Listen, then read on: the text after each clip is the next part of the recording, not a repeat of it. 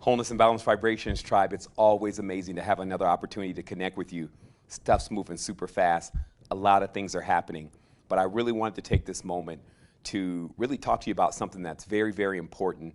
And as we continue to accelerate, if you've noticed that there's a lot happening, there's a lot of energy in the field, and people are seeing the expansion and some are seeing something else. But we clearly know that this is the time that we're going into either the crescendo or we're going to go into the repeat. So this conversation today is actually about relationships because it's one of the most key components to your expansion. And since everything is a relationship, many of the techniques that you'll learn in this short conversation will actually assist you in making sure that you're able to birth your vision into this new reality. So first and foremost, it's important to remember that the masculine versus the feminine, or the male versus the female paradigm is over. It is now time for the divine masculine and divine feminine to return to their original state, which is that they always could exist by themselves. Those energies in themselves are actually composition of masculine and feminine forces, meaning when you have a man, he has a masculine and a feminine side. He has a positive and a negative and a neutral. Same thing with woman. She has a positive, negative, and neutral. So if you're buying into the paradigm, in the old paradigm, then you're thinking, well, it's for the divine masculine to do this, and it's for the divine feminine to do that. And these kind of quarrels go on in the reality about who's supposed to do what and what responsibilities belong to who.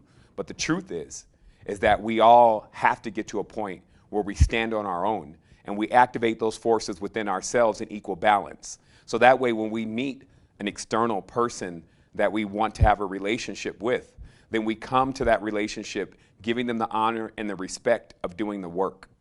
Now, of course, this is not something that happens in every single case, but right now, and I'm saying now, between now and 2020, we have to be very mindful about what is going on in our relationships and how much energy is being transmitted. So let's move out of that old paradigm of the victimization, where the woman is looking at the man and saying, oh, you're supposed to do this for me. Or the man is looking at the woman and saying, oh, this is your duties and this is what you're supposed to be doing.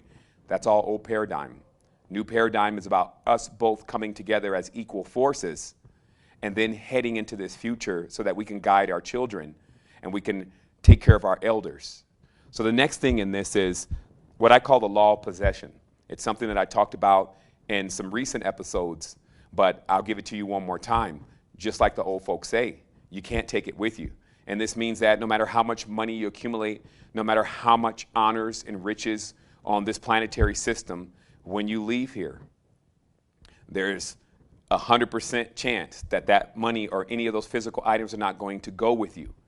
And the reason why that's designed like that, and many men and women have left treasures here on the earth to be inherited by someone else, is for the simple fact that to let you know, if you think something belongs to you, if you think that something owes you, if you feel like something is your possession, it's only setting you up for unhappiness. Because in the event that it doesn't do what you want to do, it doesn't work anymore, or it breaks, or gets lost, this will constantly play around with your energy centers, right? So if you're working on staying stable and having a stable foundation, but you have a lot of possessions, and you think, let's say that significant other belongs to you, let's say that house belongs to you, that car, that money belongs to you, that job belongs to you, the moment that you lose it, or the moment that it starts to shake and waver, as everything does in a physical reality with the moon, then that also creates instability. So the true power is to have no possessions, to actually be in your consciousness free-flowing, because possessions give you weight, they hold you down. So this is a big thing about this new shift that we're going into, is letting us all know, keep it clear, honor, but do not possess, okay? So the next thing is that now there's a lot of conflicts happening, right? There's conflicts in the conscious community, there's conflicts at home, and there's wars all over, but this is not new. In fact, it's often talked about in many of the ancient books that the only purpose of distortion or evil is to cause division. So we're looking at an entire world that is divided in so many segments, like even the male and female, and then it goes on from there. But what we have to realize is that when you get into a conflict with someone, because you don't know how to handle your energies, as we call it, energy management system. Just walk away. Or if you're having to absorb that, don't internalize it. Just be the observer in the situation. Move yourself out of that space. Start being aware of when that energy is being transferred, and then how you can avert that energy being removed from you when there's some kind of argument or disagreement. So in an argument or disagreement, especially if you're in a relationship, it's the most counterproductive thing to your growth, because you're literally taking all the energy that you're going to need to manifest, the things that you're going to need to establish between now and 2020. That's what we call sovereignty 2020. Be sovereign by 2020. You don't want to be in this world when it hits the singularities and hits the, let's say, these mergers of technology and 5G networks and all this stuff. You have to be working on your sovereignty, getting your land, and expanding with the vision with you and your tribe. But the only way that that's possible, the only way to keep your resonance and the vibration at the level to be able to allow you to sail into that kind of reality, or what would be actuality, is to avoid losing your energy. So of course, there's going to be all these different things that try to put enmity between you and those that you truly care for, and those that you've already done so much for, and those that you've already felt lots of passion and a lot of connections with. But then there's those momentary periods where there's a conflict. So you have to be the person, and also the other person needs to be responsible. That's why they say you got to be responsible for the energy that you bring to me.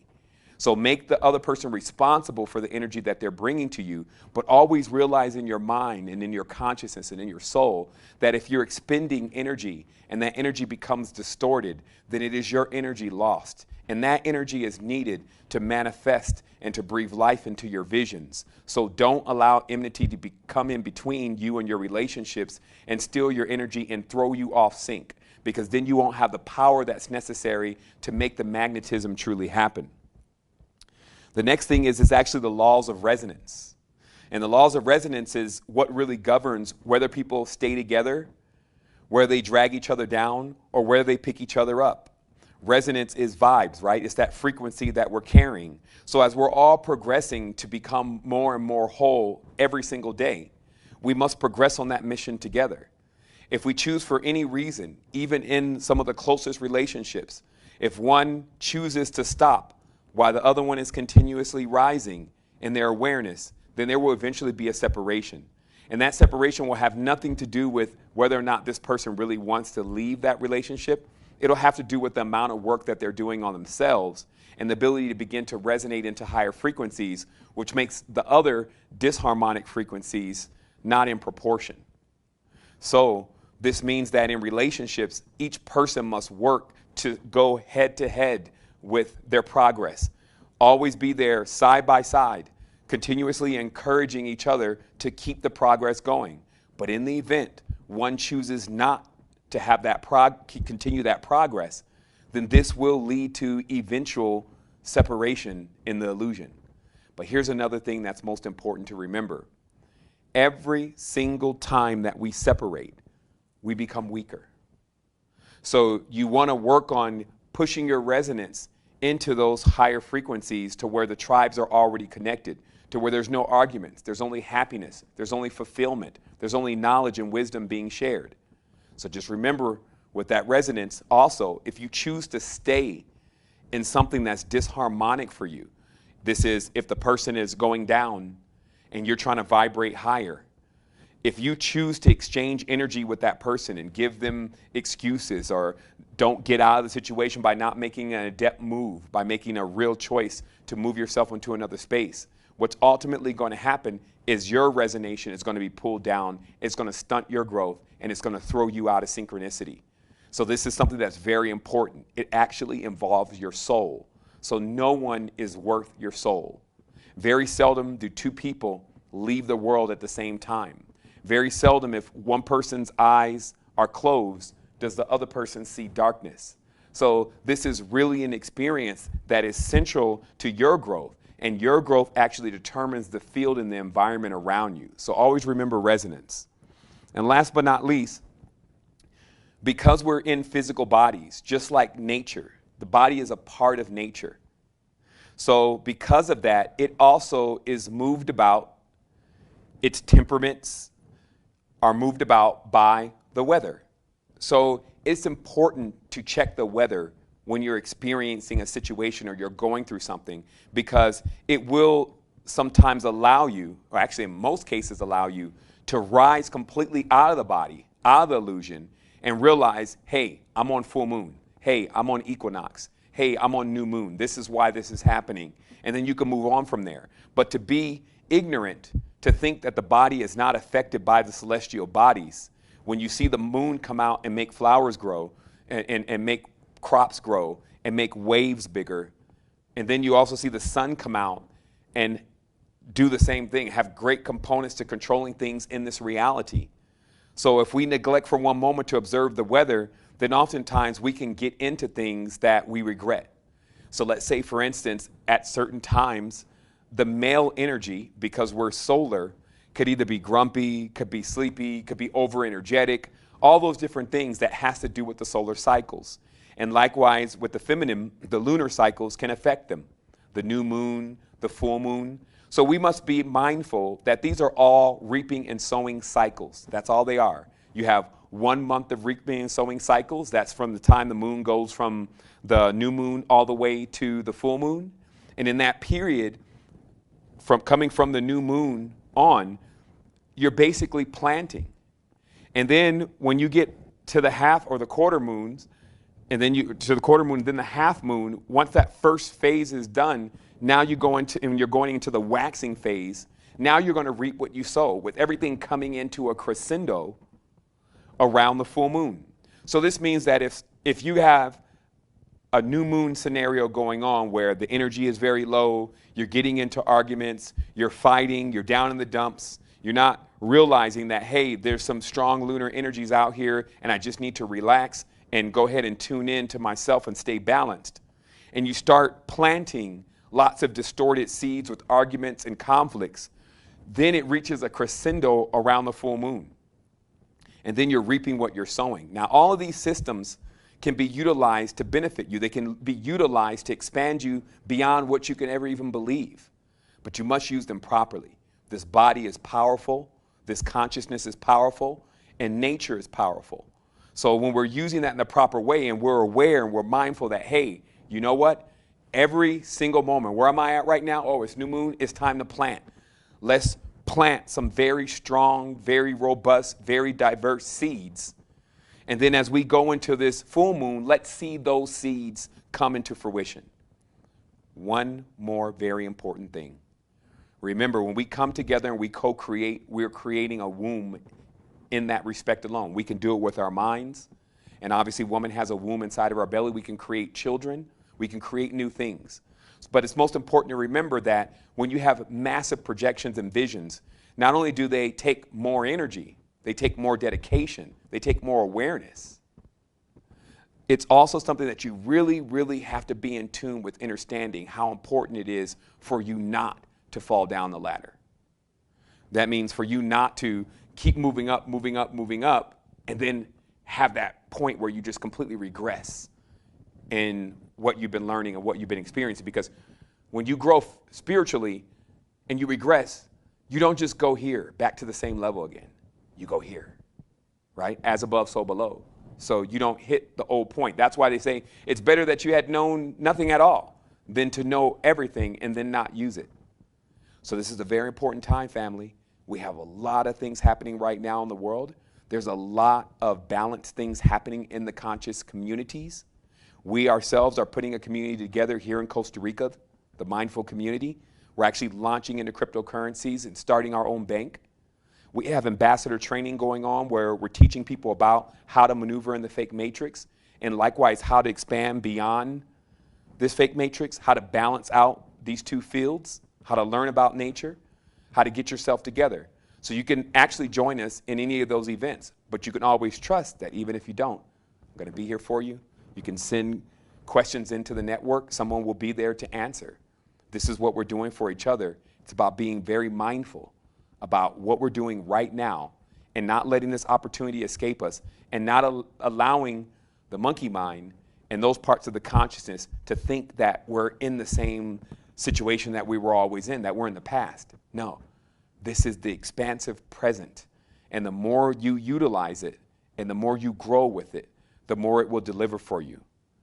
And mainly you should know when you have a large vision and it's still all in your consciousness, in your spirit, you're responsible for taking that vision and putting it into seed form, distilling it, so that way it has the opportunity to come into the womb of this planet. Just like a baby is smaller, it doesn't come out as an adult baby, right? So your projections and your visions have to be compressed into seed form and then brought into this reality, birthed into this reality, right? And then when you do that, once that vision comes into this reality, you still have the time that is necessary for it to become mature. Babies do not come out with beards. So the truth is, you have to nourish that vision until it's fully grown. And just like any child, if the parents are arguing, if the relationship is chaotic, then it damages, if not destroys, the child. So make sure your visions and your projections with your tribe, your family, and the relationships that you're in are able to withstand the test of time, move beyond the envelope of physical bodies, nature, matrices, etc., and realize that you are eternal. And that this spell that's going on in this university is all for you to learn specific lessons that will keep repeating themselves over and over again until you realize you can stand on your own. You can also support others. You can vibrate higher. You can increase resonance. There's a myriad of things available for you to increase your energetic potential. So that's all I have to say today. We're here for you outside of time. Wholeness.